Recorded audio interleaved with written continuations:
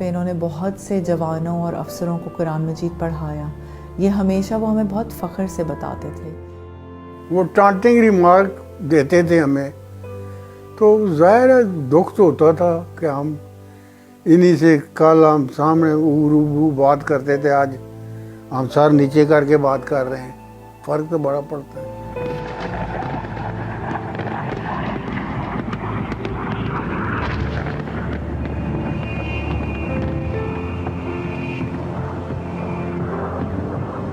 میرے ابو جو تھے انہوں نے کمیشن لیا تھا 2 جون 1968 کو.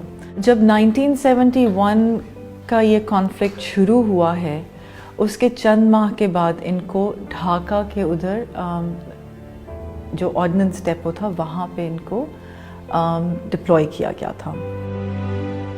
71 کی جنگ میں فوج کا حصہ تھا. میری یونٹ چنکیاری تھی اور ہمیں حکم ملا کہ 8 گھنٹے میں کراچی پہنچنا ہے. کراچی پہنچنا ہے اور پھر اس سے آگے ایسٹ پاکستان جانا ہے.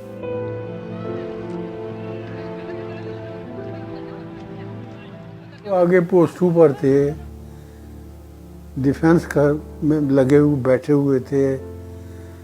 پیچھے سے ہمیں ٹیلی فون پر بتایا گیا کہ جنرل سرنڈر ہو گیا ہے اور ابھی آپ نے فائر نہیں کرنا. وہ فائر ہم نے کیا کرنا تھا، وہ فائر ہمیں گولی کی طرح ہمارے دماغوں میں لگا کہ یہ کیا ہو گیا. 16 دسمبر کو پاکستان آرمی نے سرنڈر کیا تو ان کے کمانڈنگ آفیسر نے ان کو بیسکلی یہ آرڈر دیا تھا کہ آپ کے پاس جو سب ایمونیشن ہے ان کو ڈائریکشنز دیں کہ آپ وہاں پہ لے جائیے. ایک سرٹن پوائنٹ پہ 50 کلومیٹرز دور لے کے جانا تھا اور وہاں پہ آپ لے جا کے اس کو تباہ کر دیجئے تاکہ وہ انیمی ٹروپس کے ہاتھ نہ لگے.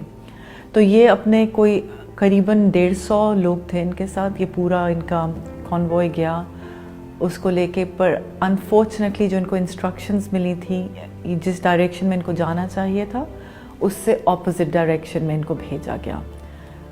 اور اس میں یہ ہوا کہ وہ ایک بہت گھنے جنگل میں داخل ہو گئے اور وہاں سے سامنے سے انڈین پیراٹروپرز آ رہے تھے. ان کے ساتھ ان کا اسی وقت ایک وہ جھڑپ ہوئی جو قریباً 3 گھنٹے جاری رہی اور ان کو ایک مورٹار شیل تھا جو کہ ان کی بیسکلی لیفٹ سائڈ کو ہٹ کیا تھا. اور اتنی زیادہ ان کی اس وقت جو وونڈز تھے وہ اتنے سیویئر تھے کہ ان کی پوری شکل بھی واز لائک بالکل سوج گئی تھی کہ ان کو کوئی پہچان بھی نہیں سکتا تھا.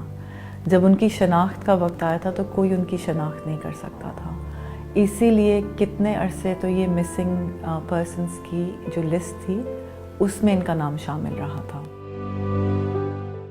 یہ ہمیں پتا تھا کہ فائنل ہمارا نہیں ہے، اس کے باوجود ہم پوری فوجی طریقے سے اپنی جنگ جاری رکھے ہوئے تھے. وہ یہ ضرور بتاتے تھے کہ یہ ایک کمانڈ فیلئر تھا کہ آل آف اے سڈن مطلب 3 دسمبر کو انڈیا کی سائڈ سے انٹر کیا انہوں نے کانفلکٹ کو. 16 دسمبر کو سب کچھ ختم ہو چکا تھا اور یہ لوگ یہ ایکسپیکٹ نہیں کر رہے تھے.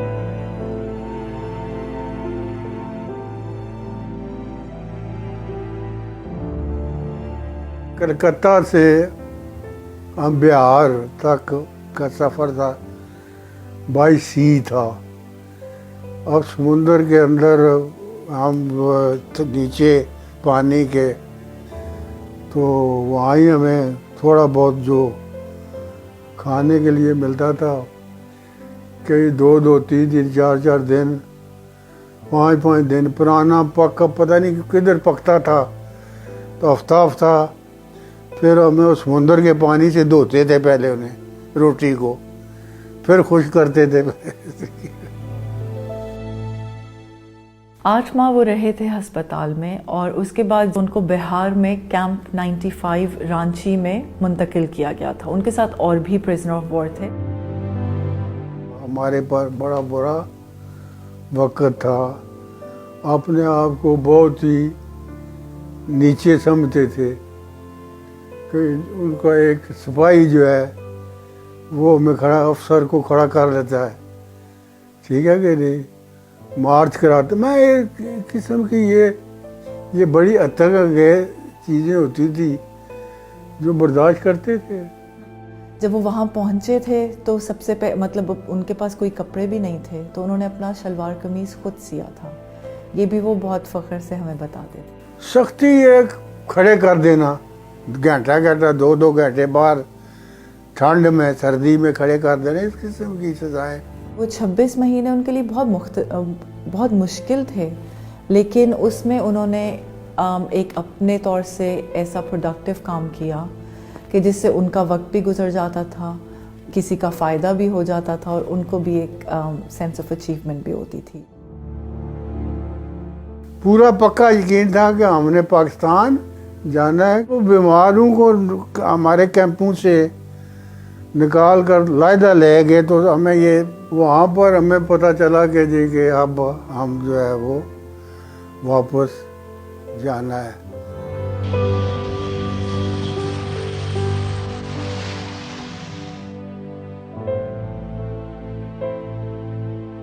ان کی ہارڈ شپس تو بالکل بھی ختم نہیں ہوئی تھیں, کیونکہ اس وقت وہ دیکھنے میں تو بالکل ٹھیک ٹھاک واپس آ گئے تھے. ایک جوان بندہ واپس آ گیا, ٹھیک ہے, اپنی نوکری پہ جا سکتے ہیں, اپنے روزمرہ کے کام کر سکتے ہیں.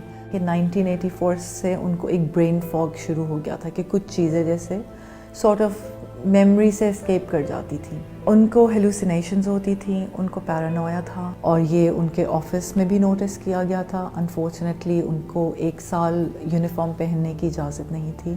تو جب وہ یونیفارم نہیں پہن سکے تھے تو انہوں نے پھر فیصلہ کیا کہ میں ریٹائرمنٹ کے لیے اپلائی کرتا ہوں, ارلی ریلیز آرمی سے. 93 میں پھر جب یہ آرمی ویلفیئر ٹرسٹ میں کام کر رہے تھے تو وہاں پہ ان کو پہلی مرتبہ ایپیلیپٹک فٹ پڑا تھا. بڑے عرصے بعد جا کر ہم نارمل پوزیشن میں آئے ہیں. مطلب کہ اپنے آپ کو بڑا لو گھٹیا قسم کا سمجھتے رہے کہ ہم قید کاٹ, ہندو کی قید کاٹ کے آئے. پھر آہستہ آہستہ یوز ہو گئے. ان کو جنرل ہاسپٹل لاہور میں لے کے گئے, وہاں پہ ان کا CT اسکین ہوا, اور وہاں پہ وہ سب ڈاکٹرز بہت حیران ہوئے جب انہوں نے دیکھا اسکرین پہ کہ ان کو نظر کیا آ رہا ہے. کیونکہ جو مورٹر شیل ان کو لگا تھا 71 میں, اس کے سینکڑوں پیسز ان کے آؤٹر اسکل میں ابھی تک موجود تھے. سو قریباً 23 سال کے بعد, اور یہ پہلی مرتبہ دیکھے جا رہے تھے. ایک ہی بیٹی تھی اور 8-9 مہینے کی تھی وہ. تو وہ جب لاسٹ میں ایسٹ پاکستان گیا تو مجھے ملی تھی. تو وہ لمحہ مجھے ساری زندگی نہیں بھولا. میں جب گیا تھا تو 9 مہینے کی تھی, جب واپس آیا تو وہ 3 سال کی ہو گئی تھی. اور وہ ایک دم میں آیا تو میری گودی میں آ کر بیٹھ گئی. 25 اگست 2000 کی بات ہے, اور ان کو پھر اسی طرح ایپیلیپٹک فٹ پڑا, اور ان کو ہسپتال لے کے گئے, CMH میں لے کے گئے. He ended up being there for 10 weeks. اور وہاں پہ جب ایک نیورو سرجن آئے تھے اور انہوں نے ان کی سب فائل دیکھی تھی, پریویس ہسٹری دیکھی, that was the first time کہ انہوں نے کہا تھا کہ ان کو cerebral atrophy ہے, which is a shrinkage of the brain.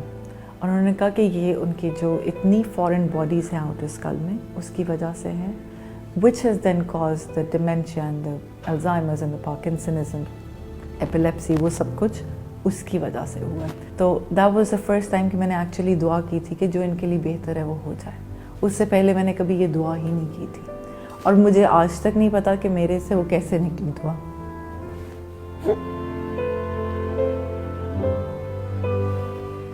جیسے ہاتھ سے ہلایا تھوڑا تو انہوں نے اپنا ہاتھ موو کیا اور میرا ہاتھ پکڑا, اور اس کے بعد وہ ایک دم سے, اب وہ اتنے عرصے سے کوما میں تھے لیکن وہ ایک دم سے تھوڑا سا اٹھے ہیں, مکمل طور پہ نہیں, تھوڑا سا اٹھے. انہوں نے اپنا سر لفٹ کیا, تھوڑے سے اپنے کندھے لفٹ کیے, اور جیسے کھانسے ہیں وہ, اور میرا ہاتھ انہوں نے مضبوطی سے پکڑا ہے, and then he passed away.